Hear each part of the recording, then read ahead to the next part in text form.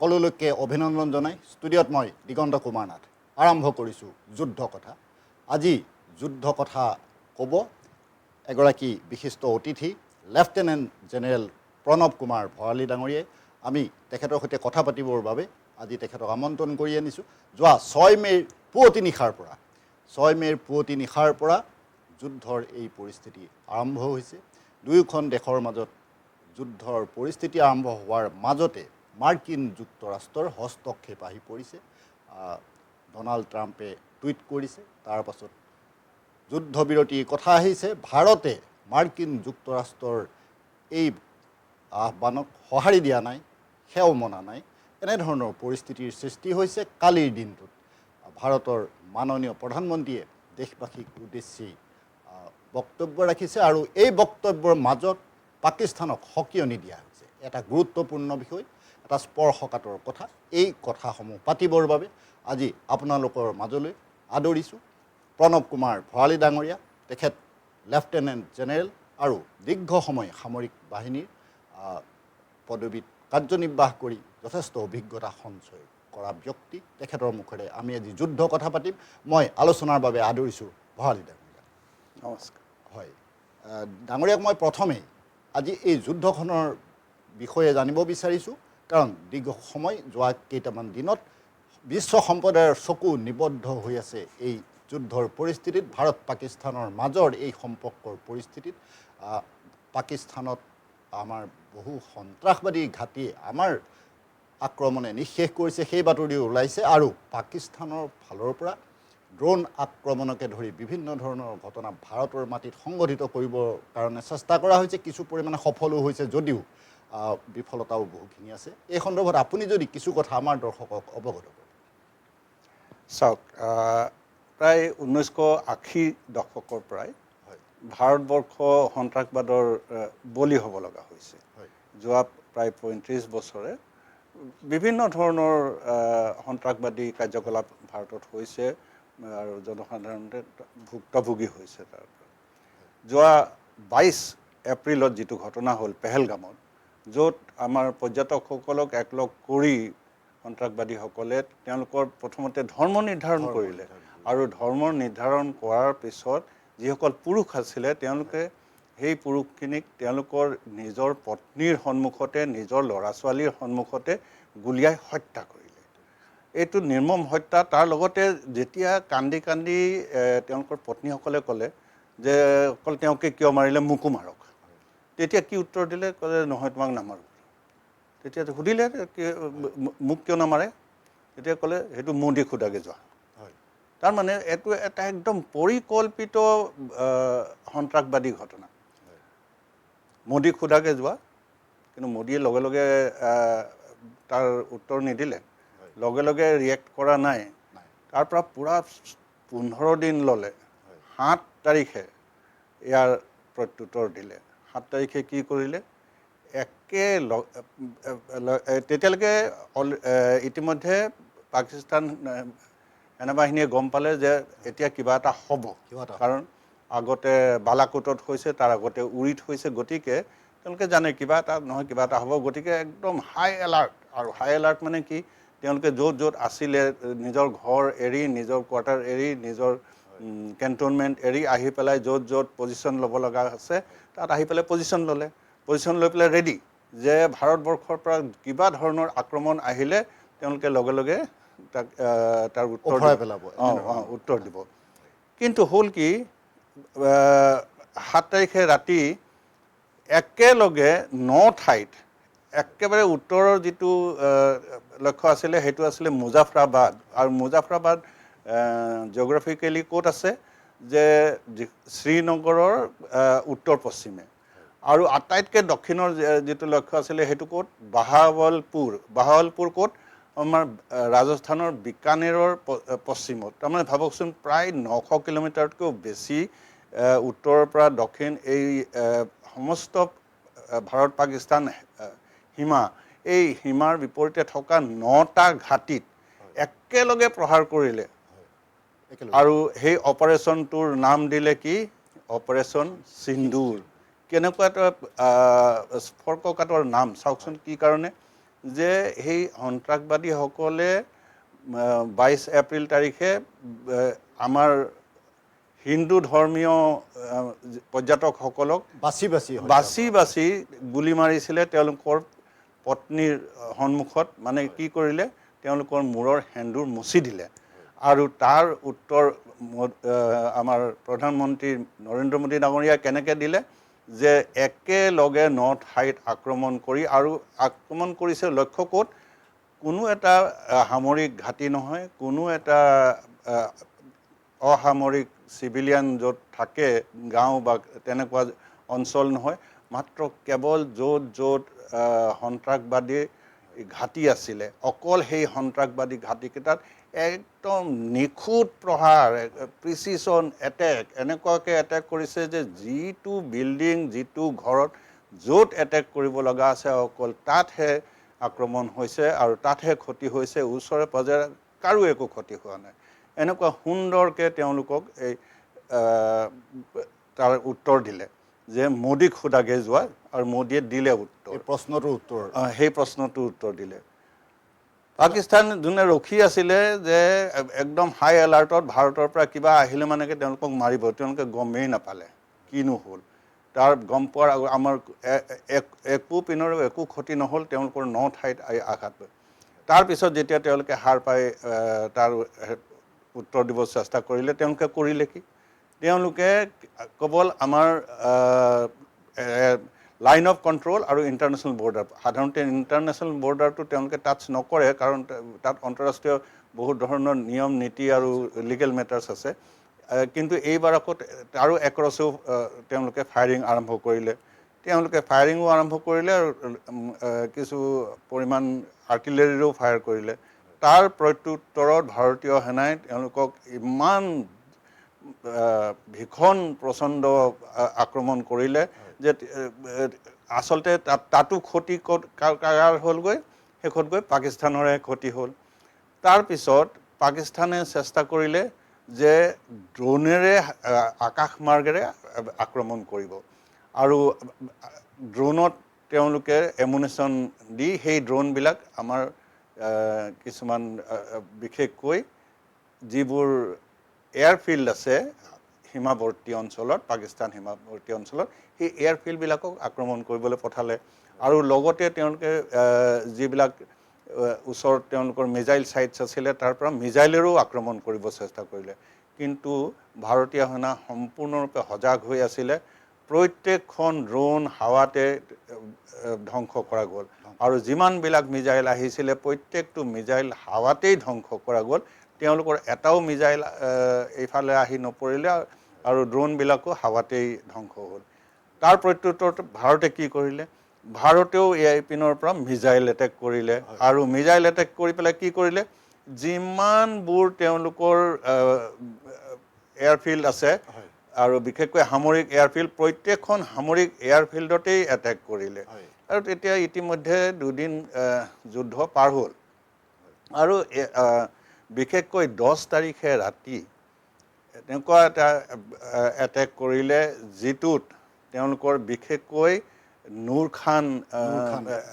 ৰাৱালপিণ্ডিৰ নুৰ খান আৰু হেৰি চাৰগোদাৰ কিৰাণা হিলছ এই দুঠাইত কি কাৰণে মই নামটো লৈছোঁ কাৰণ ইয়াত কিবা তেওঁলোকৰ বহুত ডাঙৰ অস্ত্ৰ লুকুৱাই থৈছিলে এইটো ভালেমান চৰ্চিত হৈছে যে সেইটো তেওঁলোকৰ আচলতে পৰমাণু অস্ত্ৰৰ ঘাটি আছিলে নেকি যিমান আঘাত কৰাৰ দৰে হয় তাৰমানে যিমান যি হওক নহওক মানে ইমান ডাঙৰকৈ আক্ৰমণ হ'ল যে এইবাৰ তেওঁলোক কিন্তু একেবাৰে হিলি গ'ল আৰু পিছদিনাখন ৰাতিপুৱাৰ 9:15 প্ৰথম পাকিস্তান DGMOয়ে ডাইৰেক্টৰ জেনেৰেল মিলিটাৰী অপাৰেশ্যনছ তেওঁলোকে আমাৰ ভাৰতীয় DGMO director general military operation তেওঁক ফোন কৰিছে আৰু তেতিয়াৰ পৰাই তেওঁলোকে চেষ্টা কৰিছে যুদ্ধ কেনেকৈ স্থগিত কৰিব পাৰি কিন্তু তথাপিতো যুদ্ধ স্থগিত হোৱা নাছিলে হয় যেনেকৈ আপুনি কৈছে আৰু যে তাৰ মাজত ট্ৰাম্পো সোমালে কি হ'ল সেইখিনি লাগিলে কম হয়, কিন্তু আমি তথাপি আলোচনাত কিন্তু কৈছোঁ যে বৰ্তমান শেষত গৈ পেলাই কি হ'ল যে এনেকুৱা এটা পৰিস্থিতি হৈছিলে যে পাকিস্তান সেনাই আৰু তৎক্ষণাতে যুঁজিব পৰা অৱস্থাত নাছিলে, কাৰণ তেওঁলোকৰ যিমানখিনি ফৰৱাৰ্ড এয়াৰফিল্ড আছিলে গোটেইকেইখন টেম্পৰেলি কমপ্লিটলি ডেমেজড আৰু ডেষ্ট্ৰইড আছিলে। গতিকে সেইকেইখন ভাল কৰি পেলাই তাৰপৰা যদি উৰিব পৰা কৰিব লাগে এটলিষ্ট 2 সপ্তাহ 3 সপ্তাহ সময় লাগিব, তাৰপিছতহে পাৰিব। এতিয়া বৰ্তমানটো নোৱাৰিলে হয়, কিন্তু সেইখিনি হোৱাৰ আগতেই যুদ্ধ বিৰতিৰ ঘোষণা হ'ল।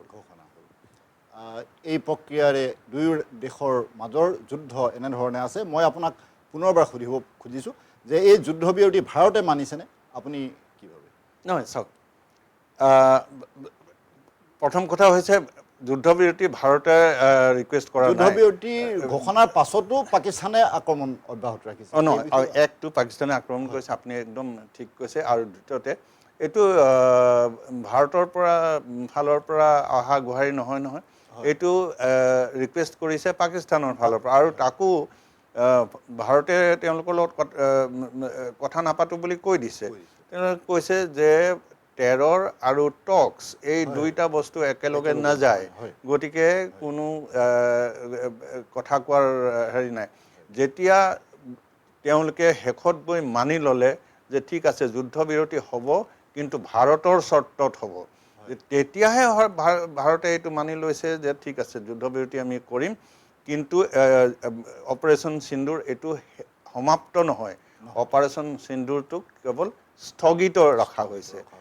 যিকোনো মুহূৰ্ততে যদি আকৌ পাকিস্তানে কিবা এনেকুৱা গতিবিধি কৰে যিটোৱে যুদ্ধৰ পৰিস্থিতি কৰে, বা যদি ভাৰতবৰ্ষত এনেকুৱা ধৰণৰ সন্ত্ৰাসবাদী কিবা আকৌ কাৰ্যকলাপ হয়, তেনেহ'লে তেনেকুৱা এটা সন্ত্ৰাসবাদী আক্ৰমণক এটা যুদ্ধৰ আক্ৰমণ হিচাপে মানি লোৱা হ'ব, আৰু যুদ্ধ য'তেই স্থগিত হৈছিলে তাৰ পৰা আকৌ আৰম্ভ হ'ব। গতিকে তেনেকুৱা ধৰণেহে ভাৰতে এই যুদ্ধ স্থগিত ৰখাটো মানি লৈছে, তাতকৈ আগলৈ নাই মনা। কালি আমাৰ প্ৰধানমন্ত্ৰী ডাঙৰীয়াই দেশবাসীক উদ্দেশ্যি ভাষণ দিলে, আৰু মই খন্তেক আগতেই কৈছোঁ যে এই ভাষণত পাকিস্তানক সতৰ্কবাণী শুনোৱা হৈছে। এই ভাষণ সন্দৰ্ভত আপুনি কি কয়? কাৰণ মোদী ডাঙৰীয়াই স্পষ্টভাৱে উল্লেখ কৰিছে যে আতংক আৰু আলোচনা একেলগে নহয়। সেই কথা প্ৰধানমন্ত্ৰী ডাঙৰীয়াই কৈছে, আৰু কোৱাৰ পাছতো আপুনি কৈছেই, আপুনি উল্লেখ কৰিছে যে এনেধৰণৰ আতংকজনিত কথা, সন্ত্ৰাসবাদজনিত কথা ভাৰতে কেতিয়াও সহ্য নকৰে, সেই বিষয়েও তেখেতে সতৰ্কবাণী দিছে, সকিয়নি দিছে।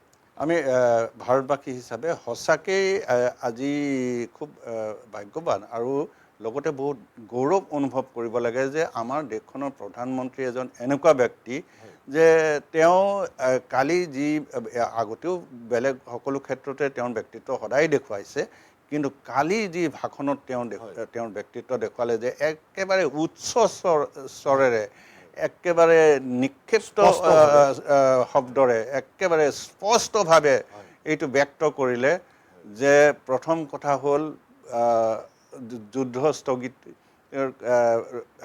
অনুৰোধ পাকিস্তানৰ পৰা আহিছিলে, তেখেতে ক'তো ট্ৰাম্পৰ নাম লোৱা নাই। দ্বিতীয় কথা হ'ল তেখেতে গোটেই ভাষণটো হিন্দীত দিছিলে, আৰু তেখেতে খুব সুন্দৰ শুদ্ধ হিন্দী কয়, কিন্তু এটা কথা মন কৰিবলগীয়া আছিলে যে তাৰ মাজতে তেওঁ কেইটামান ইংৰাজী শব্দ ব্যৱহাৰ কৰিলে, আৰু সেই ইংৰাজী শব্দকেইটাত এনেই তেওঁৰ মুখৰ পৰা ওলোৱা বস্তু নহয় নিশ্চয়, কাৰণ তেওঁ এইটো বস্তু গোটেই পৃথিৱী ৱৰ্ল্ড মিডিয়াক শুনাবৰ কাৰণে কৰিছে, যেতিয়া কপাবৰ কাৰণে কৰিছে। যেতিয়া তেওঁ ক'লে যে টেৰৰ এণ্ড টক্স, সেইটো কথা তেখেতে সন্ত্ৰাসবাদ আৰু আলোচনা বুলিও ক'ব পাৰিলে হয়, বা তাৰ হিন্দী ইকুইভেলেণ্ট ক'ব পাৰি, কিন্তু কোৱা নাই। তেখেতে কৈছে টেৰৰ এণ্ড টক্স দুইটা একেলগে নাযায়। তেখেতে কৈছে যে টেৰৰ এণ্ড ট্ৰেড একেলগে নাযায়। কি কাৰণে টেৰৰ আৰু ট্ৰেড একেলগে নাযায় বুলি ক'লে? কাৰণ তাৰ 20 মিনিট আগতে আমেৰিকাৰ প্ৰেছিডেণ্ট ডোনাল্ড ট্ৰাম্পে এটা টুইট কৰিছিলে আৰু এটা ভিডিঅ' মেছেজো পঠাইছিল বন্ধ কৰিম, যে মই দুখন দেশৰ মাজত নিউক্লিয়াৰ যুদ্ধ বন্ধ কৰিলোঁ। আৰু লগতে তেওঁ এইটোও কৈছে যে কি নাম কয়, ট্ৰেডটোৱে দুইখন দেশৰ মিডিয়েশ্যন কৰাত সহায় কৰিছে। কিন্তু নৰেন্দ্ৰ মোদী ডাঙৰীয়াই তেখেতৰ স্পীচত ডোনাল্ড ট্ৰাম্পৰ নামো নল'লে এবাৰো আৰু লগতে এইটো স্পষ্ট কৰিলে যে ট্ৰেড আৰু টেৰৰ এই দুইটা একেলগে নেযায় আৰু এই দুইটা শব্দ তেখেতে ইংৰাজীটো কৈছে আৰু লগতে এষাৰ কথা একেবাৰে স্পষ্টকৈ কৈছে যে এই যুদ্ধ সমাপ্ত হোৱা নাই, এই যুদ্ধ কেৱল মাজত এইটো বিৰতি লৈছে।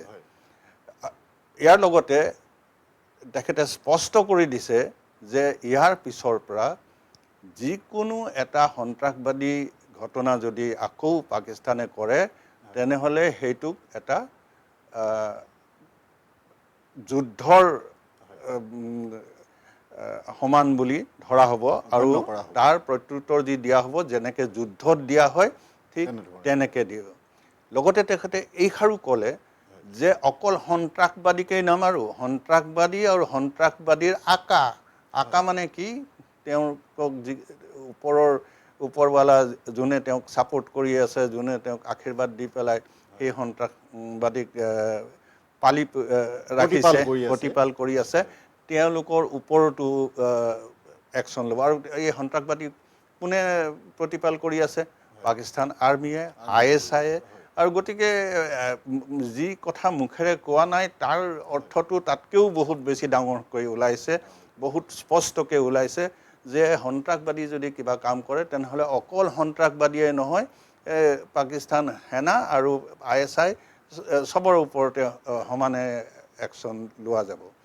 আৰু লগে লগে এইষাৰ কথাও তেখেতে স্পষ্ট কৰি দিছে যে ইয়াত তেখেতে ডোনাল্ড ট্ৰাম্পৰ নাম এবাৰো লোৱা নাই, যে মাজত আৰু কোনো মিডিয়েটৰ নাই, ইয়াত যিটো কথা হ'ব লগা আছে অকল ভাৰত আৰু পাকিস্তানৰ মাজত হ'ব। আৰু তাত একেবাৰে স্পষ্টকৈ তেখেতে বিগিনিঙতে কৈ দিলে যে ভাৰত আৰু পাকিস্তানৰ মাজত কেৱল দুটা ক্ষেত্ৰতহে কথা পতা যাব, আৰু সেই দুটা হৈছে পাক অধিকৃত কাশ্মীৰ আৰু সন্ত্ৰাসবাদ। তাৰ বাদে ভাৰত আৰু পাকিস্তানৰ মাজত বেলেগ একো কথা নহয়। চাওক ভাবকচোন, ইমান স্পষ্টভাৱে, হয়তো মই আৰু বহুতকেইটা পইণ্ট পাহৰি গৈছোঁ, কিন্তু কথা হ'ল ইমান স্পষ্টভাৱে তেখেতে ব্যক্ত কৰিছে যে ভাৰত আৰু পাকিস্তানৰ মাজত ইয়াৰ পিছত সম্বন্ধ কেনেকুৱা হ'ব, কেনেকুৱা ধৰণকৈ আমি এই গোটেই ঘটনাটো লৈ পেলাই আগবাঢ়িম। এটা গুৰুত্বপূৰ্ণ কথা। এই গুৰুত্বপূৰ্ণ কথাখিনি আপোনালোকক আমাৰ ভঁৰালী ছাৰে কৈ আছে, আপোনালোকে সেই সন্দৰ্ভত শুনিব পাৰিছে। আমাৰ অসমৰ প্ৰথমগৰাকী লেফটেনেণ্ট জেনেৰেল এইগৰাকী ভঁৰালী ছাৰ। তেখেতে দীৰ্ঘ সময় সেনাবাহিনীত কাৰ্যনিৰ্বাহ কৰিছে, সেৱা মেডেলকে ধৰি বিভিন্ন স্বীকৃতিৰে তেখেত সন্মানিত হৈছে, সেই বিষয়ে আমি অৱগত। আৰু তেখেত আৰ্মি হেডকোৱাৰ্টাৰত ডাইৰেক্টৰ জেনেৰেল হিচাপেও কৰ্মৰত হৈ আছিলে। এনেধৰণৰ অভিজ্ঞতা সম্পন্ন এগৰাকী ব্যক্তিক সেয়ে আজি আমি আমাৰ ষ্টুডিঅ'লৈ আমন্ত্ৰণ কৰি আনিছোঁ। তেখেতৰ মুখেৰে আমি এই যুদ্ধ কথা অনুষ্ঠানত বহুখিনি কথা দৰ্শকক শুনোৱাৰ আমি আশা কৰিছোঁ। মই ভঁৰালী ছাৰৰ ওচৰলৈ পুনৰ আহিছোঁ আৰু ছাৰক মই এটা কথা সুধিব বিচাৰিছোঁ যে আমাৰ মানুহৰ, সাধাৰণ মানুহৰ কিছুমান বস্তুৰ ওপৰত খুব ধাৰণা কম বা জ্ঞান কম, এনেধৰণৰ কথা আছে। এতিয়া এটা প্ৰসংগ আপোনাক উল্লেখ কৰোঁ যে আমি দুদিন আগলৈকে আমাৰ মানুহে এটা বস্তু খুবেই গম পাই আছিলে, এটা কথা গম পাই আছিলে বিভিন্ন সংবাদ মাধ্যমত, যে পাকিস্তানে যিকোনো স্থানলৈকে আমাৰ ড্ৰোন নিক্ষেপ কৰি আছে, ড্ৰোন উৰি আহি আছে, আৰু ভাৰতৰ এয়াৰ ডিফেন্স ছিষ্টেমে সেই ড্ৰোনসমূহ আকাশ মাৰ্গতে নিঃশেষ কৰি আছে। এনেধৰণৰ বাতৰিখিনি আমাৰ ওৰে ৰাতি উজাগৰে থাকিও মানুহে এই যুদ্ধৰ বাতৰি সংগ্ৰহ কৰি আছিলে, খবৰ ৰাখি আছিলে, আমাৰ দেশ মাতৃৰ প্ৰতি ভাল ভাৱ থকা সকলো মানুহ।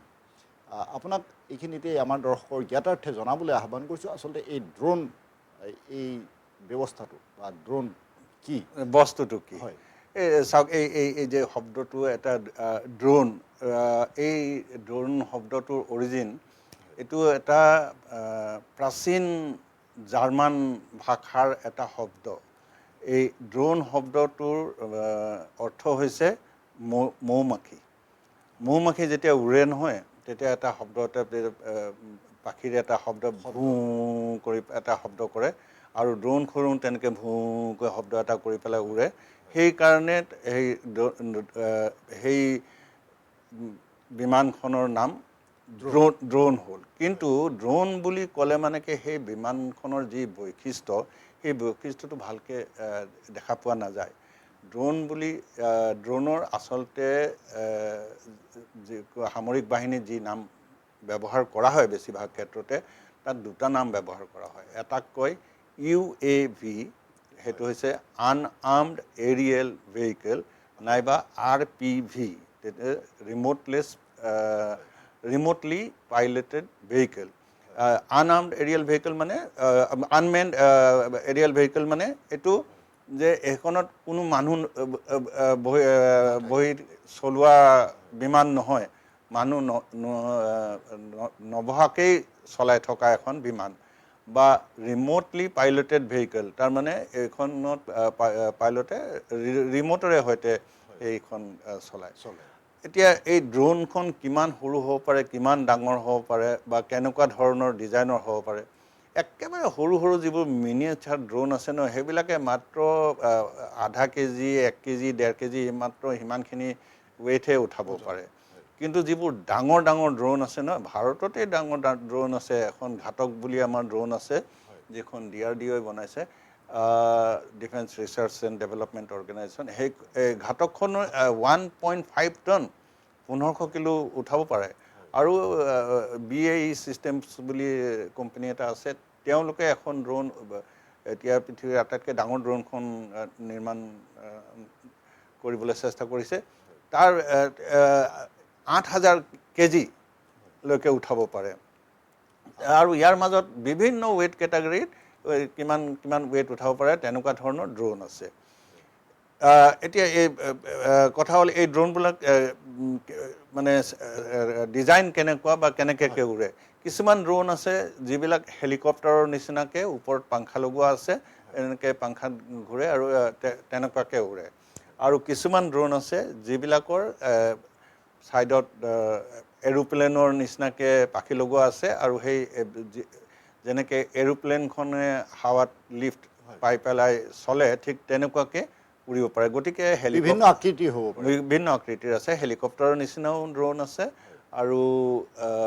এৰোপ্লেনৰ নিচিনাও ড্ৰোন আছে আৰু এই ড্ৰোনবিলাক কেনেকৈ উৰে যিবোৰ হেলিকপ্টাৰৰ নিচিনা ড্ৰোন সেইবোৰ হেলিকপ্টাৰ যেনেকৈ য'ত ঠাইত আছে সেই ঠাইৰ পৰা একেবাৰতে উৰিব পাৰে আকৌ নামিব লগা হ'লে য'ত নামিব লগা হয় ঠিক সেই ঠাইতে নি পেলাই তাক নমাব পাৰে আৰু তাতকৈ অকণমান বেলেগ কিছুমান পাখি লগা ড্ৰোন আছে সেইখন ড্ৰোন চলাবলৈ হ'লে এই যেনেকৈ জেভলিন থ্ৰ' কৰে নহয় এই জেভলিন থ্ৰ' কৰাৰ নিচিনাকৈ সেইখন এনেকৈ কান্ধত লৈ পেলাই দৌৰিব লাগিব দৌৰি পেলাই দলি মাৰি দিব লাগিব দলি মাৰি দিলে সেইখন যিটো স্পীড পাব ন সেইটো স্পীডতে তাৰ প্ৰথম উৰাণ আৰম্ভ হ'ব আৰু তেনেকুৱাকৈ সি উৰি ফুৰিব কিন্তু গোটেই কামখিনি কৰাৰ পিছত ড্ৰোনটোতো উভতিও আহিব লাগিব নহয় উভতি আহিলে সেই ড্ৰোনখন নমাব কেনেকৈ উৰাওঁতেতো দলি মাৰি উৰালে তেওঁ উভতি আহি পেলাই নমাবৰ কাৰণে তাত এটা পেৰাচুট আছে য'ত আনি পেলাই নমাব লাগে তাত ইঞ্জিনটো বন্ধ কৰি দি পেলাই পেৰাচুটটো খুলি দিয়ে গতিকে যেতিয়া ইঞ্জিন বন্ধ কৰি দিলে স্পীডটো নাইকিয়া হৈ গ'ল গতিকে ড্ৰোনখন পৰি যাব কিন্তু সেই পৰাৰ পৰা বচাই সেই পেৰাচুটটোৱে গতিকে সেইখন তললৈ নামি আহিব ঠিক তেনেকুৱা ধৰণকৈ তাৰ লেণ্ডিং হয় বা কিছুমান এনেকুৱাও ড্ৰোন আছে য'ত এনেকৈ দৌৰি পেলাই দলিয়াব নালাগে এই গাড়ীৰ ওপৰত এই ৰেলৰ লাইনৰ নিচিনা দুটা ৰেল আছে আৰু এই ড্ৰোনখন সেই ৰেল দুটাত স্প্ৰিঙেৰে সৈতে পিছলৈ টানি ৰাখে আৰু যেনেকৈ এই যে সৰুতে গুলটি মাৰিছিলে যে গুলটিত যেনেকৈ গুলিটো উৰি যায় বা ধেনুকাঁড়ত যেনেকৈ কাঁড়ডাল উৰি যায় ঠিক তেনেকুৱাকৈ ড্ৰোনটো এনেকৈ পিছলৈ টানি পেলাই স্প্ৰিঙেৰে ৰাখে আৰু যেতিয়া উৰাব লগা হয় এই ৰেলিংডাল এনেকুৱাকৈ থাকে এই স্প্ৰিংডাল খুলি দিয়াৰ লগে লগে ড্ৰোন সেই ৰেলিঙৰ ওপৰলৈ গুচি যায় আৰু সেইটো গতিতে এয়াৰবৰ্ণ হয় নামিবৰ কাৰণে সেই একেটাই ছিষ্টেম সেইটো যে পেৰাচুটেৰে সৈতে সেইখন নামিব লাগিব আৰু তাতকৈ যিবিলাক ডাঙৰ ডাঙৰ ড্ৰোন আছে সেইবিলাক চব পাখি লগা ড্ৰোন আৰু সেই ড্ৰোনবিলাকক উৰিবৰ কাৰণে ৰানৱে লাগিব ৰানৱেৰ পৰা উৰিব আকৌ উভতি আহি পেলাই নামিবৰ কাৰণেও ৰানৱে লাগিব, যেনেকৈ গ্লাইডাৰ যেনেকুৱাকৈ উৰে, গ্লাইডাৰৰ নিচিনাকৈ উৰে, খালি গ্লাইডাৰত তেনেকুৱাকৈ ইঞ্জিন নাথাকে, কিন্তু ড্ৰোনবিলাকত ইঞ্জিন থাকে। গতিকে এবাৰ এয়াৰবৰ্ন হোৱাৰ পিছত সেইটো যিমান দেৰি হাৱাত ঘূৰি ফুৰিব, সেই ইঞ্জিনটোৱে তাক সেইখিনি শক্তি দিয়ে যাতে হাৱাত উৰি ফুৰিব পাৰে। আকৌ তেনেকুৱাকৈ নামিবৰ সময়তো যেনেকুৱাকৈ এখন এৰোপ্লেন বা গ্লাইডাৰ লেণ্ডিং কৰিব, তেনেকুৱাকৈ ৰানৱেৰ বিগিনিঙলৈ আহিব, তাৰপিছত ৰানৱে তেনেকুৱাকৈ একেধৰণকৈ লেণ্ডিং কৰে।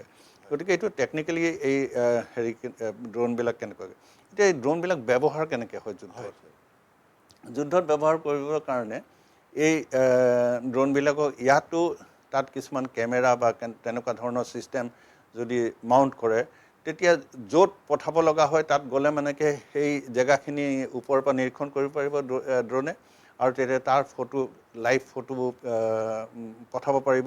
তেতিয়া তলত চাব পাৰিব যে সেই এৰিয়াটোত কি হৈ আছে, কি হৈ থকা নাই, তেনেকুৱা ধৰণৰ ফটোগ্ৰাফিক ৰিকগনিশ্যনছৰ কাৰণে যিবিলাক মিছন আছে, সেইবিলাক মিছনত সেই ড্ৰোনটো ব্যৱহাৰ কৰিব পাৰিব।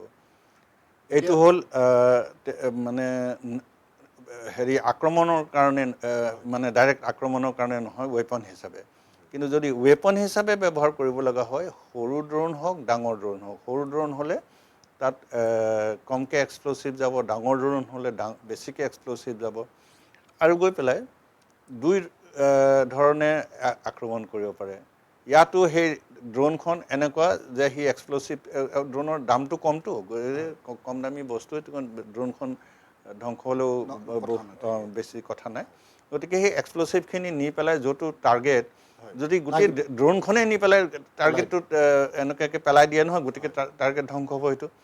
কিন্তু যদি আত্মঘাতী, সেইটো কামিকাজি টাইপৰ মানে ড্ৰোন, আৰু আনবিধ ড্ৰোনে এমুনেশ্যনটো লগত লৈ যায়, গৈ পেলাই এবাৰ যেতিয়া টাৰ্গেটটো একুৱায়াৰ কৰে, কৰাৰ পিছত একদম চব নিৰ্ধাৰিত হোৱাৰ পিছত তাৰ পৰাই ড্ৰোনখনৰ পৰাই সেই মিছাইলটো লঞ্চ কৰি দিয়ে, কৰি পেলাই ড্ৰোনখন আকৌ উভতি আহি পেলাই য'ত নামিব লগা আছে তাত নামে। এতিয়া যেনেকৈ আমাৰ ভাৰতৰ এই হাৰ্পি বুলি ড্ৰোন এটা আছে, হাৰ্পি আৰু মিনি হাৰ্পি, তিনিটা ইজৰাইলী অৰিজিনৰ ড্ৰোন। এই হাৰ্পি ড্ৰোনখন ব্যৱহাৰ কৰিছিলে, তাত যিটো এটা শব্দ শুনিছে বোধ কৰোঁ, লয়টাৰিং এমুনেশ্যন। লয়টাৰিং শব্দটো মানে কি, ঘূৰি ফুৰা, আৰু এমুনেশ্যন মানে ঘূৰি ফুৰা এমুনেশ্যন। তাৰমানে হাৱাত এই এমুনেশ্যনটো ঘূৰি ফুৰিছে। তাৰমানে কি হয়, যেতিয়া এটা টাৰ্গেট এটা আপুনি ছাছপেক্ট কৰিছে যে ইয়াত এটা কিবা এটা মানে শত্ৰুৰ কিবা এটা আছে, সেইটোক আক্ৰমণ কৰিব লাগে, কিন্তু শত্ৰুটো তেনেকুৱাকৈ অনবৰতে নিজকে দেখা পোৱাকৈ নাৰাখে নহয়, গতিকে সিও লুকাই আছে। গতিকে ওপৰত গৈ পেলাই তাক বিচাৰি ফুৰিব লাগিব। যদি এই এনেকুৱা ধৰণৰ এমুনেশ্যন যায় ড্ৰোনখনে, তেতিয়াহ'লে সেই লয়টাৰিং এমুনেশ্যনটো ওপৰলৈ নি পেলাই তাত ড্ৰোন প্ৰায় তেনেকুৱা ড্ৰোনবিলাক 8 ঘণ্টা 10 ঘণ্টা ইমান এণ্ডুৰেঞ্চত থাকে, গতিকে ভালেমান দেৰি হাৱাত উৰি ফুৰিব পাৰে। সেইখিনি সময়ত যদি শত্ৰুৱে নিজক দেখুৱায় ক'ৰবাত, যি ধৰণৰ টাৰ্গেট বিচাৰি ফুৰিছে, তেনেকুৱা টাৰ্গেটে যদি নিজকে দেখুৱায়, তেতিয়া সেই ড্ৰোনখনে নিজে নিজেই সেই টাৰ্গেটটো একুৱায়াৰ কৰে। একুৱায়াৰ কৰাৰ লগে লগে যোনে কণ্ট্ৰল কৰি আছে তেওঁলোকে গোটেই ডেটাখিনি পায়, আৰু তেওঁলোকে যদি ভাবে যে এইটো টাৰ্গেট ঠিকে আছে, এই ড্ৰোনক কি নাম কয় অৰ্ডাৰ দিয়া হওক এটেক কৰিবৰ কাৰণে, গতিকে ইলেক্ট্ৰনিকেলি তাক অৰ্ডাৰ দিয়া হয়, ঠিক আছে এটেক, আৰু তেতিয়া তেওঁ সেই ড্ৰোনখনে সেই এমুনেশ্যনটো ৰিলিজ কৰি দিয়ে সেই টাৰ্গেটটোক আক্ৰমণ কৰিবৰ কাৰণে। এইটোকে সেই লয়টাৰিং এমুনেশ্যন এটা শব্দ এটা নিউজত আহি আছে ন, এইটোকে সেই লয়টাৰিং এমুনেশ্যন বুলি কয়। গতিকে মানে এনেকুৱা ধৰণকে এই ড্ৰোনবিলাক ব্যৱহাৰ কৰে। এতিয়া চাবলৈ গ'লে ড্ৰোনৰ ব্যৱহাৰৰ কাৰণে কি হৈছে যে মেণ্ড এয়াৰক্ৰাফ্ট বা পাইলটে চলোৱা এয়াৰক্ৰাফ্টত যিটো কেতিয়াবা যদি সেই এয়াৰক্ৰাফ্টখন শত্ৰুৱে ধ্বংস কৰে, তেনেহ'লে এয়াৰক্ৰাফ্টৰ লগতে আমি পাইলটজনো তেখেতৰ প্ৰাণ যায়। গতিকে এই বস্তুটোৱে সেই সৈনিকৰ প্ৰাণ বচাইছে বা মানুহৰ প্ৰাণ বচাইছে। গতিকে হয়তো নহয় আৰু ফিউচাৰতো ইয়াৰ হেৰিটো এমপ্লয়মেণ্টটো আৰু বাঢ়িহে যাব, বহুত বাঢ়ি যাব। এইটো হয়তো একদম বিগিনিং ষ্টেজ, আৰু যিমানেই বাঢ়ি গৈ আছে, যিমানে নতুন নতুন ৰিচাৰ্চ হৈ আছে, তাত আৰু বিভিন্ন ধৰণৰ নতুন ড্ৰোন, প্ৰযুক্তিৰ সংযোজন, প্ৰযুক্তি সংযুক্ত তেনেকুৱা ড্ৰোন বনাই গৈ আছে। এতিয়াতো এনেকুৱা ড্ৰোনো বনোৱা হৈছে যিটোৱে আমাৰ যিবিলাক চিভিলিয়ান এয়াৰক্ৰাফ্টবিলাক যিটো অল্টিটিউডত উৰে, প্ৰায় 30,000-32,000 ফুটত উৰে, সেইবিলাক ড্ৰোনবিলাকো সেই তেনেকুৱা 30,000+ ফিটত উৰিব। আৰু তাৰ স্পীডো কিমান হ'ব, যেনেকৈ ছাবছনিক, এতিয়ালৈকে ছুপাৰছনিক ড্ৰোন কোনো বনাব হেৰি কৰা নাই, ছাবছনিকে থাকিব। আৰু ছাবছনিক মানে কি আৰু শব্দৰ যিটো গতি, শব্দৰ গতিতকৈ কম, সেইটোক ছাবছনিক বুলি কয়। আৰু শব্দৰ গতিতকৈ যদি বেছি হয় তেনেহ'লে সেইটোক ছুপাৰছনিক বুলি কয়। গতিকে আমাৰ যিবিলাক যাত্ৰীবাহী এৰোপ্লেন আছে সেইবিলাক ছাবছনিক স্পীডতে যায়। এনেই ক'বলৈ হ'লে প্ৰায় 800-900 কিলোমিটাৰ/আৱাৰ্ছ তেনেকুৱা ধৰণৰ এটা স্পীডত যায়। আৰু এতিয়া যিবিলাক নৱ প্ৰযুক্তিৰ ড্ৰোন হ'ব, তাত ইমান উচ্চতাত বহুত ভীষণ ডাঙৰ ডাঙৰ ড্ৰোন, বেলেগ বেলেগ ধৰণৰ চেঞ্চাৰ্ছ কেৰি কৰিব পৰা, বা তাত বেলেগ বেলেগ ধৰণৰ বম কেৰি কৰিব পৰা, মিছাইল কেৰি কৰিব পৰা তেনেকুৱা শক্তি থাকিব, আৰু সিমানটো স্পীডত উৰিব। গতিকে ভাবকচোন যে ভৱিষ্যতত এই ড্ৰোন আৰু কিমান বেছি ব্যৱহাৰ হ'ব পাৰে যুদ্ধত, আমাৰ যুদ্ধক্ষেত্ৰৰ কাৰণে কিমান প্ৰয়োজনীয় হ'ব।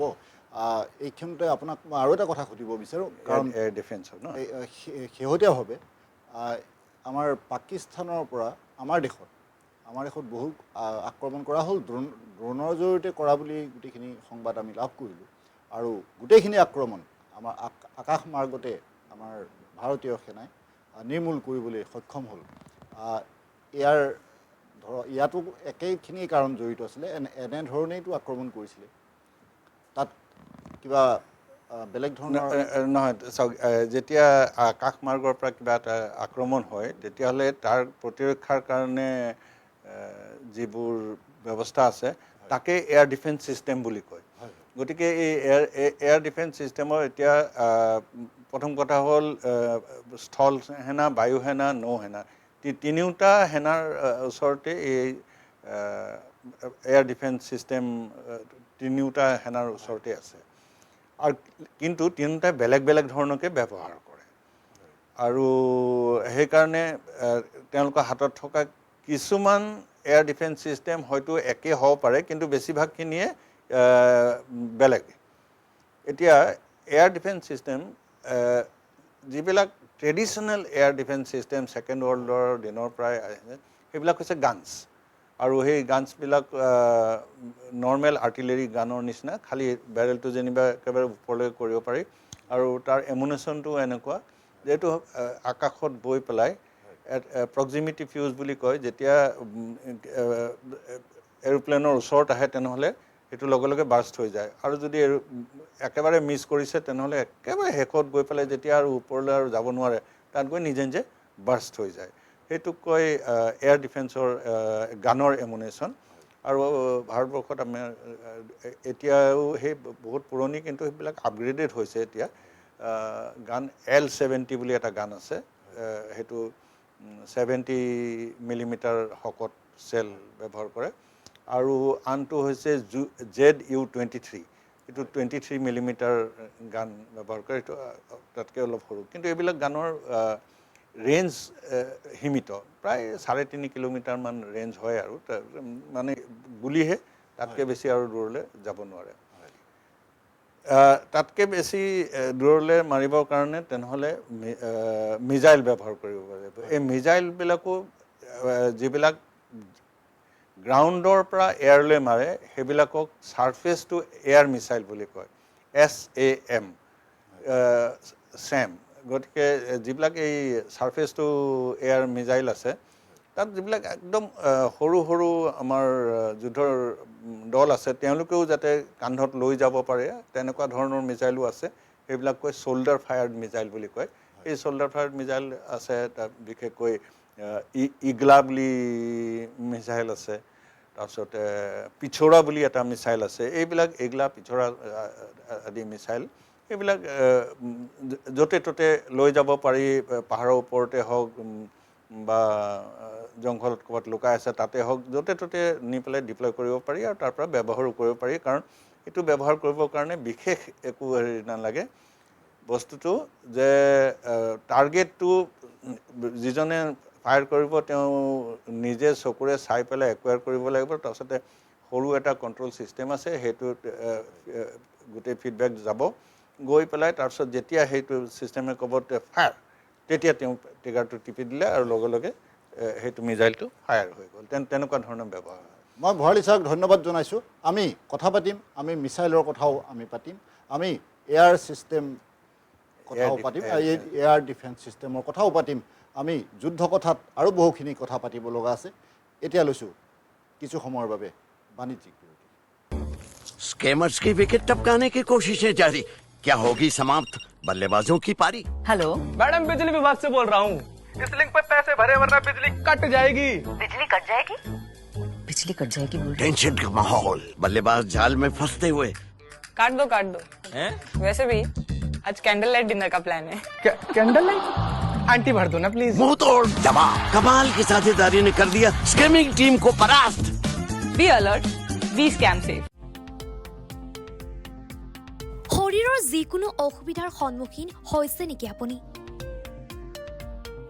শাৰীৰিক সমস্যাৰ প্ৰতিকাৰ কেৱল আমি দিম অভিজ্ঞ চিকিৎসকে দিব সুপৰামৰ্শ প্ৰতি সপ্তাহত থাকিব বিভিন্ন ৰোগৰ বিশেষজ্ঞ চিকিৎসক চাবলৈ নাপাহৰিব এনি ভাৰত 24ৰ বিশেষ অনুষ্ঠান স্বাস্থ্য বিশেষ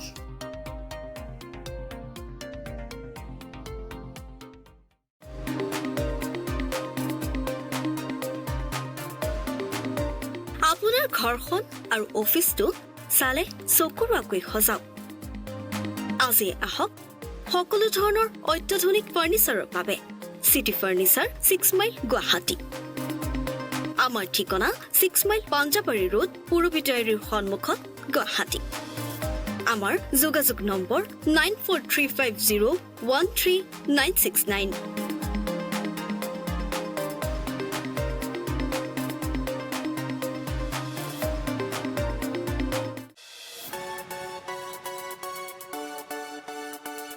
ৰঙাপাৰাবাসীৰ বাবে সুখবৰ আপুনি যদি দুচকীয়া বাহন ক্ৰয় কৰিব বিচাৰিছে তেন্তে এতিয়াৰ পৰা আৰু চিন্তাৰ কোনো প্ৰয়োজন নাই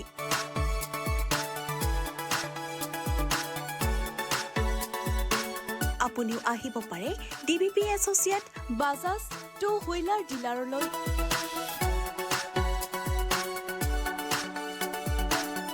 আমাৰ ঠিকনা হৈছে ৱাৰ্ড নং ৮ ঠাকুৰবাৰী ৰোড ডাকঘৰ ৰঙাপাৰা জিলা শোণিতপুৰ অসম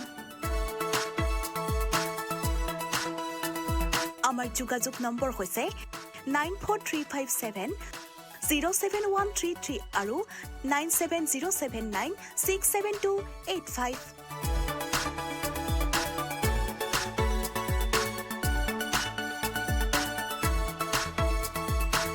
बिजनेस रजिस्टर हो गया यस सिर्फ करंट अकाउंट बाकी है करंट अकाउंट के लिए तो एसबीआई बेस्ट है यूएस मशीन मिलेगा और क्यूआर कोड भी best cash deposit limit east और वेस्ट इंडस्ट्री में बेस्ट सबको पता है एसबीआई करंट अकाउंट बेस्ट है सबको पता है स्कैमर्स की विकेट टपकाने की कोशिशें जारी क्या होगी समाप्त बल्लेबाजों की पारी हेलो मैडम बिजली विभाग से बोल रहा हूँ इस लिंक पे पैसे भरे वरना बिजली कट जाएगी बिजली कट जाएगी बिजली कट जाएगी बोल टेंशन का माहौल बल्लेबाज जाल में फंसते हुए काट दो हैं?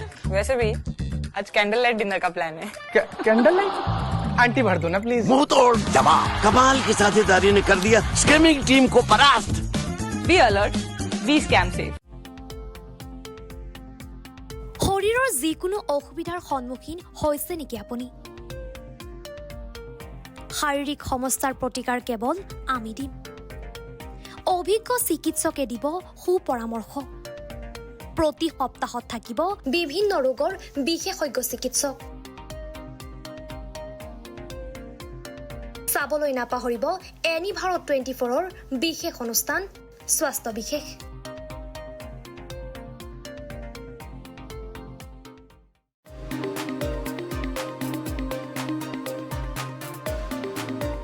আপোনাৰ ঘৰখন আৰু অফিচটো চালে চকুৰ আগৈ সজাওক।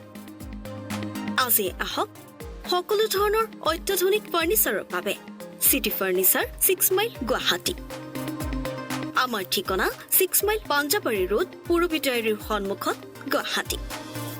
আমাৰ যোগাযোগ নম্বৰ 9435013969।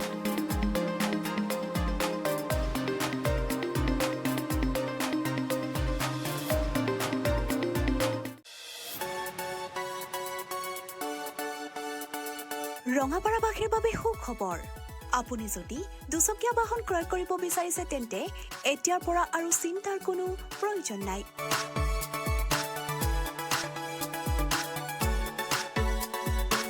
আপুনিও আহিব পাৰে DBP associate Bajaj two wheeler ডিলাৰলৈ।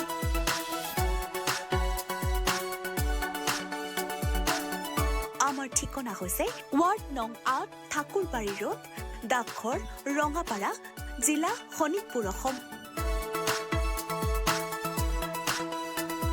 আমাৰ যোগাযোগ নম্বৰ হৈছে 9435707133 আৰু 9707967285।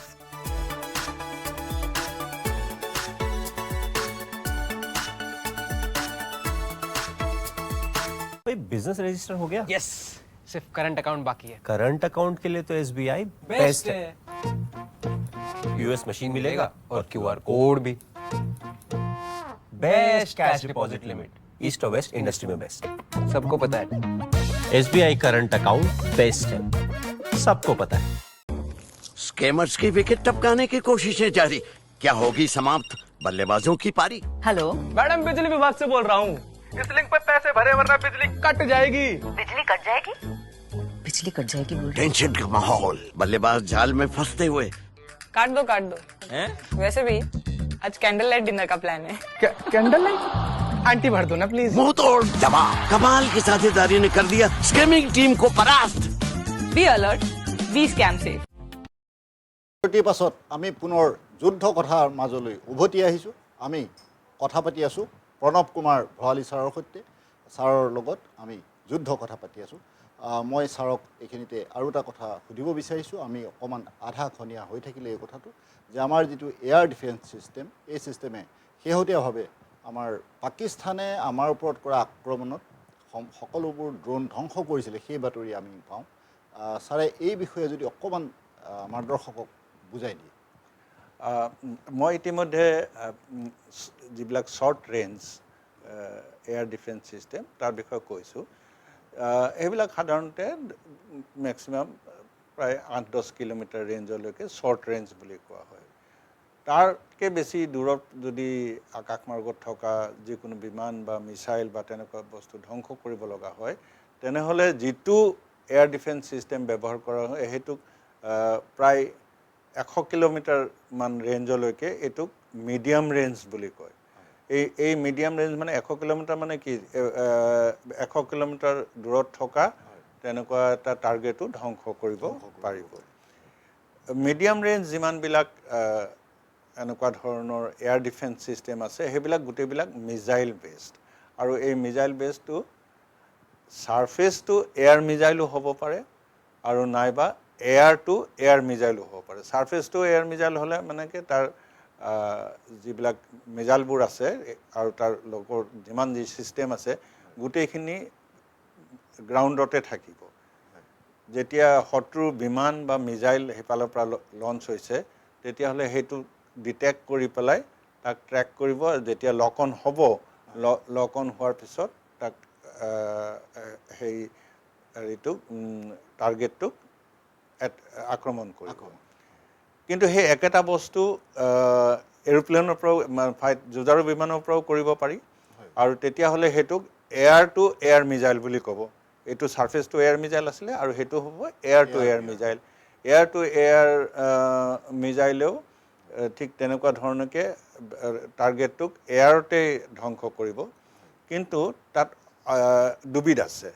এটা হ'ল যে যেতিয়া মিজাইলটো ফায়াৰ কৰিছে, ফায়াৰ কৰাৰ আগতেই গোটেই মিজাইলটোৰ হেডটো আছে, তাত এটা লকিং ছিষ্টেম আছে যে টাৰ্গেটটোৰ ওপৰত একদম ইলেক্ট্ৰনিকেলি লক কৰি গৈছে। গতিকে সেইটোক কয়, যদি প্ৰথমতেই লক কৰি যায় তেতিয়াহ'লে লক অন বিফ'ৰ লঞ্চ, যে মিজাইলটো ফায়াৰ কৰাৰ আগতেই প্ৰথমতে টাৰ্গেটটো একুৱায়াৰ কৰি টাৰ্গেটটোক লক কৰি তাৰপিছতে সেইটো মিজাইলটো তাৰ পৰা ফায়াৰ কৰিলে। আৰু কিছুমান মিজাইল আছে যে ইন জেনেৰেল টাৰ্গেটটো একুৱায়াৰ কৰা হৈছে কিন্তু লক কৰা হোৱা নাই, তেতিয়া মিজাইলটোক ফায়াৰ কৰে। মিজাইলটোৱে নিজে নিজে সেই টাৰ্গেটটোক ফায়াৰ কৰাৰ পিছত লক কৰে আৰু লক কৰি পেলাই সেই টাৰ্গেটটোক গৈ পেলাই হিট কৰে। গতিকে সেইটোক কয় লক অন আফটাৰ লঞ্চ। সেইটো লেচাৰ টেকন'লজি, আৰু লক অন বিফ'ৰ লঞ্চটো বেছি বেটাৰ প্ৰযুক্তি। কিন্তু এই মিজাইলবিলাকে সাধাৰণতে পৃথিৱীখন ঘূৰণীয়া, গতিকে য'ত ইলেক্ট্ৰনিক ৰে'বিলাক চিধাকৈ যায়, গ'লে মানেকে গোটেই সেই ঘূৰণীয়া পৃথিৱীখনৰ কাৰ্ভটো পোৱাৰ আগতে যিমান দূৰলৈকে চাব পাৰে, সেই সিমান দূৰলৈকেহে এইটো ব্যৱহাৰ কৰিব পাৰিব। কিন্তু কিছুমান আছে যে তাতকৈও যদি বেছি দূৰত আছে, তেনেহ'লে পৃথিৱীখন যিহেতুকে ঘূৰণীয়া, গতিকে সেইটো টাৰ্গেট সেই ভিজুৱেল ৰেঞ্জৰ পৰা বাহিৰত থাকিব। সেই বস্তুটোক কয় বিয়ণ্ড ভিজুৱেল ৰেঞ্জ। গতিকে বিয়ণ্ড ভিজুৱেল ৰেঞ্জ যদি থকা টাৰ্গেটক এটেক কৰিব লগা হয়, আক্ৰমণ কৰিব লগা হয়, তেতিয়াহ'লে লং ৰেঞ্জ তেনেকুৱা ধৰণৰ এয়াৰ ডিফেন্স ছিষ্টেম আমাক লাগিব। আৰু ভাৰতবৰ্ষৰ আছে তেনেকুৱা লং ৰেঞ্জ এয়াৰ ডিফেন্স ছিষ্টেম, যেনেকৈ S-400, যিটো আমি সুদৰ্শন চক্ৰ নাম দিছে, আৰু ৰাছিয়াৰ পৰা বস্তুটো কিনা হৈছে। এইটো প্ৰায় 380 কিলোমিটাৰ ৰেঞ্জ। এই 380 কিলোমিটাৰ ৰেঞ্জটো বিয়ণ্ড ভিজুৱেল ৰেঞ্জ। তেতিয়াহ'লে সেই টাৰ্গেটটো যদি একেবাৰে ভিতৰুৱা অঞ্চলৰ পৰাও তেওঁলোকে লঞ্চ কৰিবলৈ, তেনেকুৱা এটা আক্ৰমণ লঞ্চ কৰিবলৈ চেষ্টা কৰে, তেতিয়াহ'লেও তাক আগতেই ধৰা পেলাব, তাক একুৱায়াৰ কৰিব পাৰিব, তাক ট্ৰেকিং কৰিব পাৰিব, কৰি পেলাই এটেক কৰিব পাৰিব। আৰু এটা কথা আছে যে এই এনেকুৱা ধৰণৰ যেতিয়া আক্ৰমণ কৰা হয় এয়াৰবৰ্ন ছিষ্টেমক, যদি সেই যিটো গতিত শত্ৰুৰ বিমানখন বা মিজাইলটো আহি আছে, তাতকৈ এই মিজাইলটোৰ গতি বেছি হ'ব লাগিব, তেতিয়াহে তাক খেদি ধৰিব পাৰিব, নহ'লেতো খেদি পেলাই গৈ ধৰিব নোৱাৰিব নহয়। গতিকে যদি শত্ৰুৱে যদি ছুপাৰছনিক তেনেকুৱা ধৰণৰ কিবা বিমান ব্যৱহাৰ কৰিছে, তাৰমানে শব্দতকৈ বেছি গতিৰ, বা তেনেকুৱা ধৰণৰ মিজাইল লঞ্চ কৰিছে যিটো ছুপাৰছনিক, তেনেহ'লে সেইটো ধ্বংস কৰিবলৈ এয়াৰ ডিফেন্স ছিষ্টেমো ছুপাৰছনিক হ'ব লাগিব, তেতিয়াহে সফলতাৰে কৰিব পাৰিব, নহ'লে তাৰ সফলতাৰ চান্স বহুত কমি যাব। গতিকে এনেকুৱা ধৰণৰ বিভিন্ন ধৰণৰ এয়াৰ ডিফেন্স ছিষ্টেম আছে। তো গ্ৰাউণ্ডৰ পৰাও ব্যৱহাৰ কৰিব পাৰি বা এৰোপ্লেনৰ পৰাও ব্যৱহাৰ কৰিব পাৰি। হয়, কিন্তু ছাৰ, আমাৰ এতিয়া বৰ্তমান আমাৰ ভাৰতৰ যি এয়াৰ ডিফেন্স ছিষ্টেম, এই ছিষ্টেমক শলাগিবলগীয়া, ধন্যবাদ দিবলগীয়া, কাৰণ শেহতীয়াকৈ আমাৰ পাকিস্তানে আমাৰ ওপৰত কৰা সকলো আক্ৰমণ প্ৰতিহত কৰাত আমাৰ এয়াৰ ডিফেন্স ছিষ্টেম সফল হৈছে। আমাৰ দেশবাসীৰ জীৱন ৰক্ষা পৰিছে, আমাৰ বিভিন্ন আমাৰ ওপৰত হোৱা আক্ৰমণ প্ৰতিহত হৈছে। মই ছাৰক এইখিনিতে আৰু এটা কথা সোধোঁ যে ভাৰতে এই শেহতীয়া যুদ্ধৰ দিনকেইটাত পাকিস্তানক কি দেখুৱালে, ছাৰে কি ভাবে, বা ছাৰত পাকিস্তানক আমাৰ কি শিক্ষা দিয়া হ'ল, বা আমাৰ ভাৰতে কিবা শিক্ষা ল'লে নেকি ছাৰৰ দৃষ্টিকোণেৰে, যদি কিছু কথা কয়? পাকিস্তানে ভালকৈ শিক্ষা পাইছে। চবতকৈ প্ৰথম কথা হ'ল এইটো একেবাৰে স্পষ্ট কৰি দিয়া হৈছে পাকিস্তানক যে আমি আৰু সন্ত্ৰাসবাদ টলাৰেট নকৰোঁ, জিৰ' টলাৰেঞ্চ সন্ত্ৰাসবাদৰ প্ৰতি। যদি সন্ত্ৰাসবাদী কিবা তেনেকুৱা ধৰণৰ আকৌ ঘটনা হয়, তেনেহ'লে সেইটোক এটা যুদ্ধৰ ঘটনা বুলি বিবেচনা কৰা হ'ব আৰু তাৰ প্ৰত্যুত্তৰো যেনেকৈ যুদ্ধত দিয়া হয় ঠিক তেনেকুৱাকৈ দিয়া হ'ব। ইমান এটা বহুত ডাঙৰ এটা কথা যিটোৰ ওপৰত আমাৰ এতিয়া এটা নতুন প্ৰতিৰক্ষাৰ নীতি গঢ়ি উঠিছে। সেইটো হ'ল যে যদি সন্ত্ৰাসবাদী তেনেকুৱা একো ঘটনা কৰে তাৰ উত্তৰ যুদ্ধৰ নিচিনাকৈ দিয়া হ'ব। তাৰোপৰি কেইটামান কথা একদম স্পষ্ট হ'ল যে প্ৰযুক্তিৰ ক্ষেত্ৰত ভাৰতৰ বহুত পাকিস্তানতকৈ ওপৰত। পাকিস্তানে কিমান সজাগ হৈ আছিলে, হাই এলাৰ্টত আছিলে ভাৰতক আক্ৰমণ মানে ৰাখিম বুলি, কিন্তু ঠাইত গৈ পেলাই আক্ৰমণ কৰিলে, য'ত যেনেকৈ আক্ৰমণ কৰিব লগা আছিলে অকণো নিজৰ পৰা ক্ষতি নোহোৱাকৈ আক্ৰমণ কৰিলে। গতিকে এইটোৱে দেখায় যে তেওঁলোকৰ আমাৰ আক্ৰমণ ৰখাব পৰা বৰ্তমান স্থিতিত নাই। দ্বিতীয়তে ভাৰতে য'তেই ইচ্ছা কৰিছে তাতেই গৈ পেলাই আক্ৰমণ কৰিছে আৰু সফলো হৈছে। বিশেষকৈ যদি আপুনি চায় যে চাৰগোদাত যিটো কিৰাণা হিলত সেইটো তেওঁলোকৰ বহুত স্পৰ্শকাতৰ এটা লোকেশ্যন। তাত তেওঁলোকৰ পৰমাণু শক্তিৰ ভাণ্ডাৰ আছে। তাত গৈ পেলাই যদি আমি এটেক কৰিব পাৰিছোঁ তেনেহ'লে তাৰপিছত তেওঁলোকে যি বস্তু য'ত লুকাব লগা আছে লুকুৱাওক। ভাৰতে যদি আক্ৰমণ কৰিব বিচাৰিছে সেইটো সফলতাৰে আক্ৰমণ কৰিবই কৰিব। কাৰণ ভাৰতে এতিয়াও যিমান যি শক্তি আছে গোটেইখিনি শক্তিটো দেখুওৱা নাই, প্ৰদৰ্শন কৰা নাই। বহুত শক্তিশালী বস্তু আছিলে, সেইবিলাক বস্তু এতিয়াও হাততে ৰাখিছে যে যদি যুদ্ধ বৃদ্ধি হয় গৈ থাকে তেনেহ'লে সেইবিলাক বস্তু ব্যৱহাৰ কৰিব। তৃতীয়তে এইটো কথা একেবাৰে পাকিস্তানক দেখুৱাই দিলে যে তোমালোকে যি কৰা বা নকৰা তাৰ লগত আমি কোনো ডিছকাশ্যনত নাহোঁ, কোনো ধৰণৰ কথা বতৰা তাৰ ওপৰত পতা নহয়। সন্ত্ৰাসবাদৰ কথা আৰু পাক অধিকৃত কাশ্মীৰৰ বাদে তেওঁলোকৰ লগত কোনো ধৰণৰ কথা পতা নহ'ব। যিটো ইণ্ডাছ ৱাটাৰ ট্ৰিটিখন ৰদ কৰি ৰাখিছে সেইটো একদম স্পষ্টকৈ কোৱা হৈছে যে তেজ আৰু পানী দুইটা একেলগে বব নোৱাৰে। গতিকে যেতিয়ালৈকে তেজ বৈ যোৱাটো বন্ধ নহয় তেতিয়ালৈকে পানী এইফালৰ পৰা নাযায়। আৰু তেজ বন্ধ হোৱাৰ পিছতো যে আমি পানী দিম তেনেকুৱা ধৰণৰ কোনো কথা নাই। আমি সেইখন চুক্তি বন্ধ কৰি দিয়ে কি তাৰ লগত কি চুক্তি দিছে, কি কাৰণে বন্ধ কৰিছে সেইটোতো দেখুওৱা নাই। কৈছে যে এইটো অনিৰ্দিষ্ট কাললৈকে চুক্তিখন মানে হেল্ড ইন এবেঞ্চ কৰি দিয়া হ'ল। তাৰোপৰি এটা কথা নিৰ্দিষ্ট হ'ল পাকিস্তানৰ যে বেলুচিস্তানত যিবিলাক প্ৰব্লেম আৰম্ভ হৈছিলে এইকেইদিনৰ ভিতৰতে সেই প্ৰব্লেমটো বহুত বেছি বৃদ্ধি পালে। গতিকে পাকিস্তানে এইটো শিক্ষা পালে যে এইপিনে যদি ভাৰতৰ লগত বেছিকৈ সীমাৰ বিবাদত লাগি থাকে বা যুদ্ধত লাগি থাকে সিফালে তেওঁলোকে বেলুচিস্তান তাৰ আগতেই হেৰুৱাব।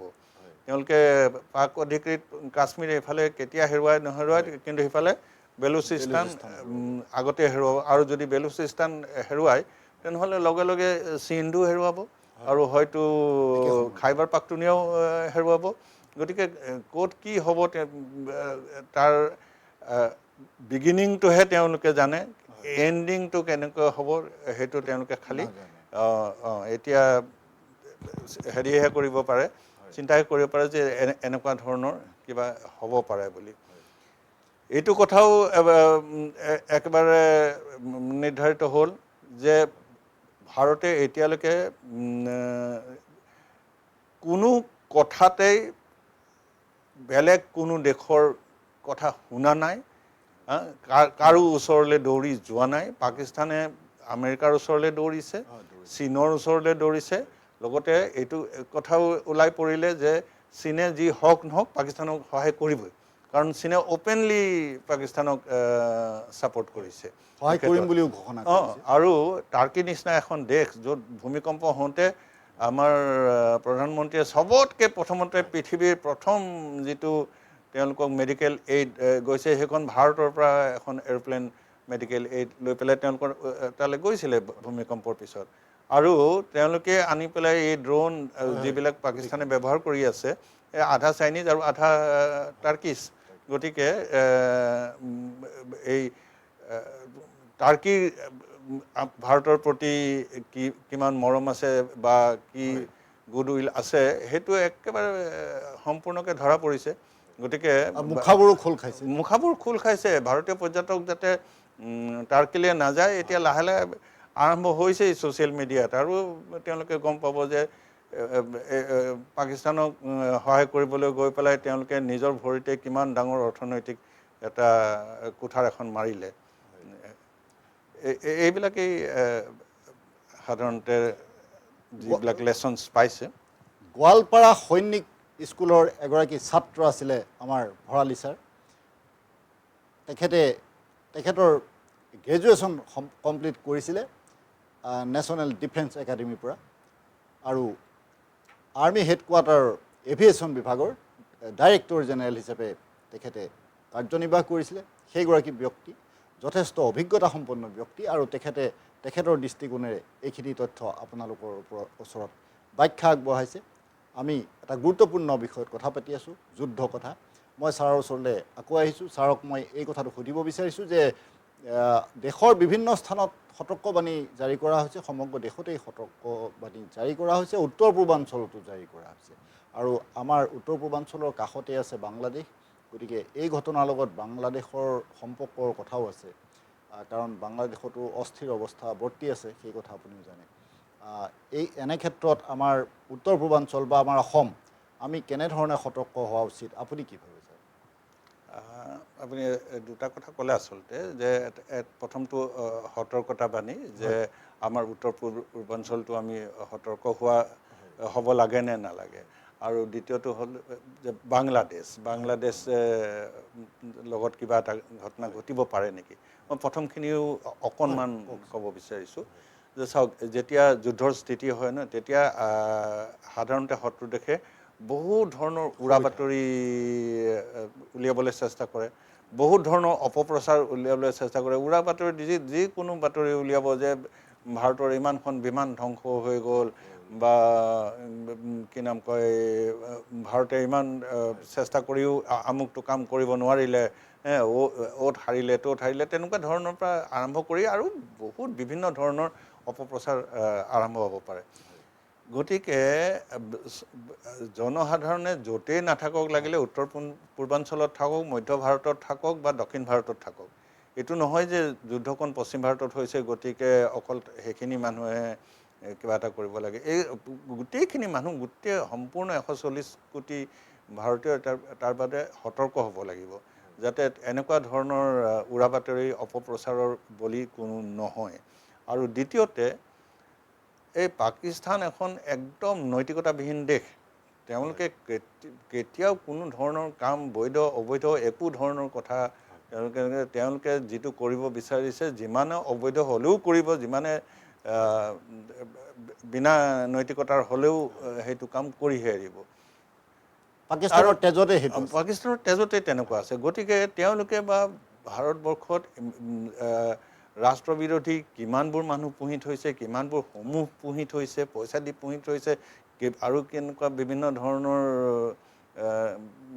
মানে ট্ৰিক্স লগাই পেলাই সেইবিলাক মানুহ পুহি থৈছে সেইটোতো ক'ব নোৱাৰে আমি সকলোৱে সতৰ্ক হৈ থাকিব লাগিব যে যদি কোনোবাই তেনেকুৱা ধৰণৰ কোনোবা এজন ব্যক্তিকো দেখা পায় এটা সমূহো দেখা পায় তেনেহ'লে তাৰ ওপৰত একদম চকু ৰাখিব লাগিব আৰু লগে লগে কৰ্তৃপক্ষক তাৰ জাননী দিব লাগিব যে এই এনেকুৱা ধৰণৰ এজন ব্যক্তি আছে তেওঁ এনেকুৱা ধৰণৰ কাৰ্যকলাপ কৰিছে বা এই সমূহটোৱে কিন্তু তেওঁলোকৰ কাৰ্যকলাপ ৰাষ্ট্ৰবিৰোধিতা তেনেকুৱা হ'লে যাতে তেওঁলোকৰ ওপৰত কিবা এটা একশ্যন ল'ব পৰা যায় একদম একদম সৰু কথা এটা কৈছোঁ যে ধৰক যুদ্ধ সামগ্ৰী লৈ পেলাই এখন ট্ৰেইন গৈছে বা কি নাম কয় গাড়ী কনভয় এটা গৈছে যিকোনো ঠাইৰ পৰা যাব পাৰে আমাৰ পূৰ্বাঞ্চলৰ পৰাও যুদ্ধ সামগ্ৰী লৈ পেলাই পাকিস্তান বৰ্ডাৰলৈ যাব পাৰে তেনেকুৱাকৈ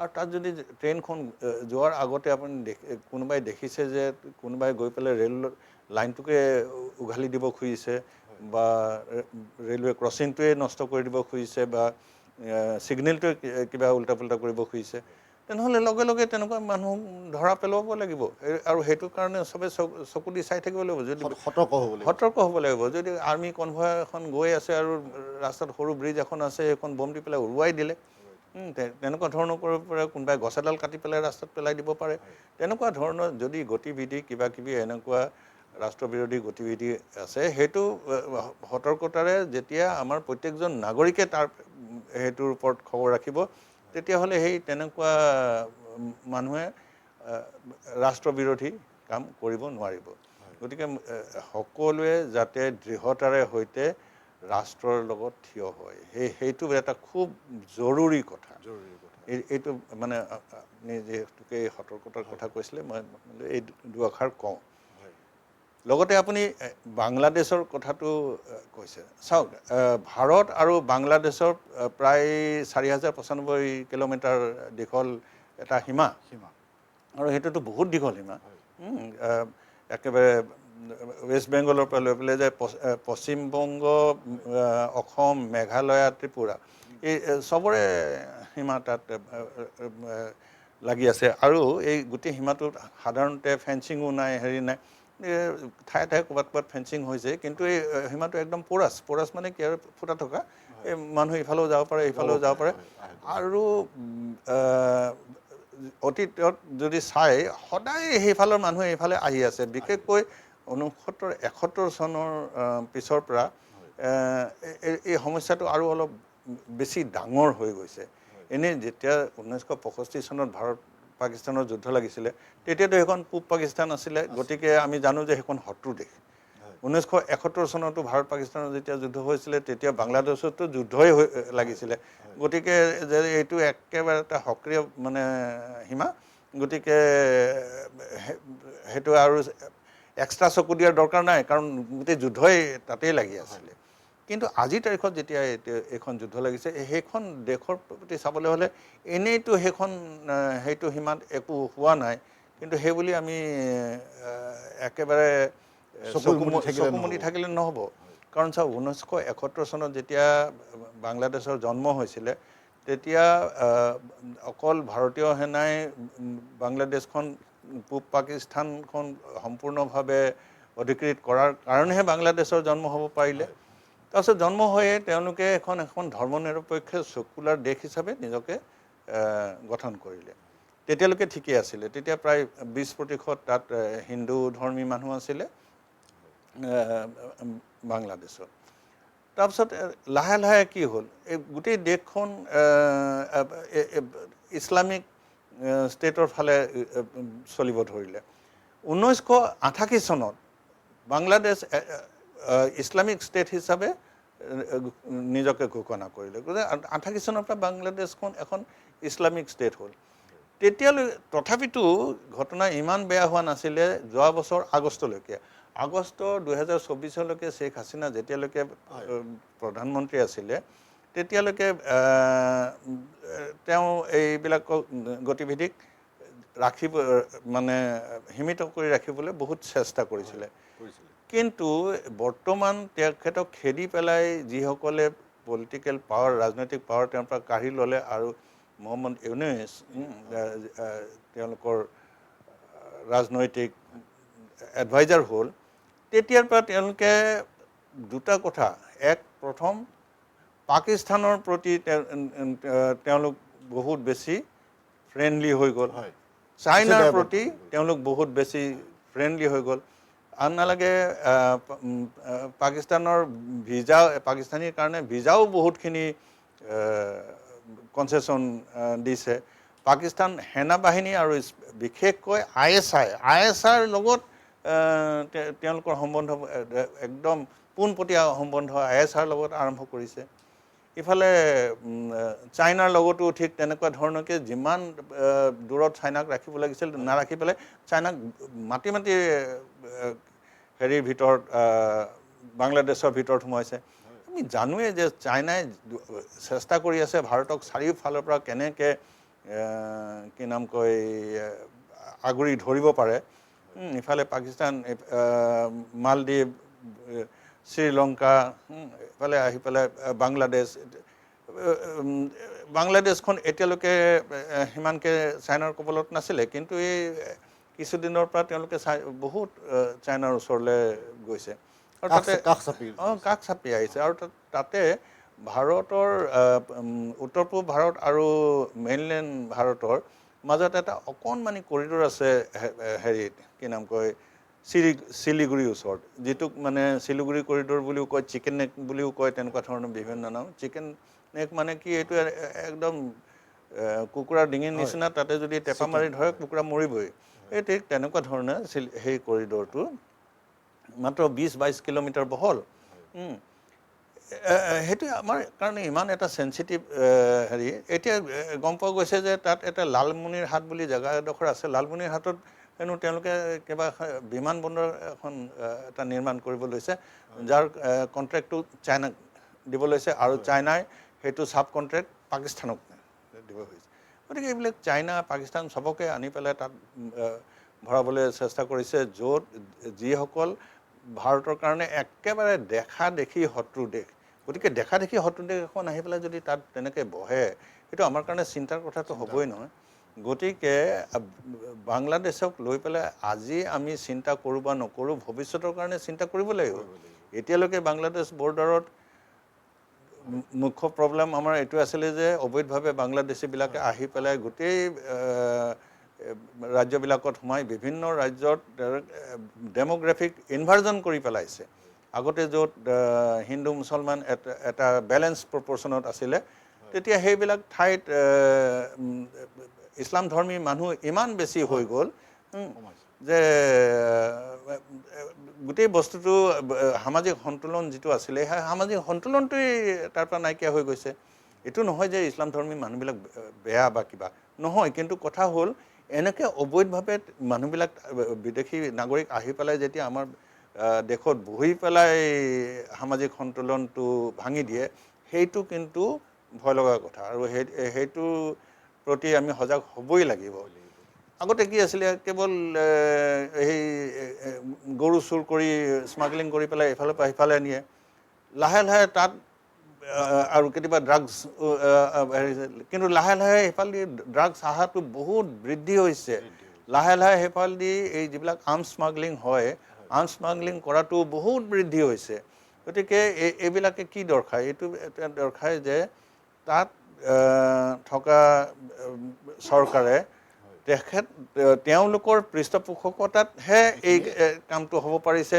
যে এনেকুৱা ধৰণৰ বেয়া কাম arms smuggling drug smuggling cow smuggling অবৈধ প্ৰব্ৰজনকাৰী এইবিলাক সব যদি চৰকাৰৰ পৃষ্ঠপোষকতা নাথাকে কি হ'ব পাৰে নেকি গতিকে আমি তাৰ কাৰণে সজাগো হ'ব লাগিব আৰু সতৰ্ক হৈ থাকিব লাগিব হয় ভৰালী ছাৰক ধন্যবাদ জনাইছোঁ তেখেতে যথেষ্ট গুৰুত্বপূৰ্ণভাৱে এইখিনি কথা আপোনালোকক ক'লে আমি অসমৰ বাসিন্দাসকল অসমৰ নাগৰিকসকল উত্তৰ পূৰ্বাঞ্চলৰ নাগৰিক সতৰ্ক হৈ থকা উচিত আমি একে সময়তে সমগ্ৰ ভাৰতবাসী সতৰ্ক হৈ থকা উচিত আজি যুদ্ধ কথাত আমি বহুখিনি কথা পাতিলোঁ এতিয়া অনুষ্ঠানৰ পৰা বিদায় লোৱাৰ সময় হৈছে মই আপোনালোকক ধন্যবাদ জনাইছোঁ এই অনুষ্ঠান ইমান সময় চাই থকাৰ বাবে এনেধৰণৰ অন্যান্য অনুষ্ঠান আৰু বিশদ বা বাতৰিৰ বাবে চাই থাকিব এনি ভাৰত 24 ভালে থাকিব কুশলে থাকিব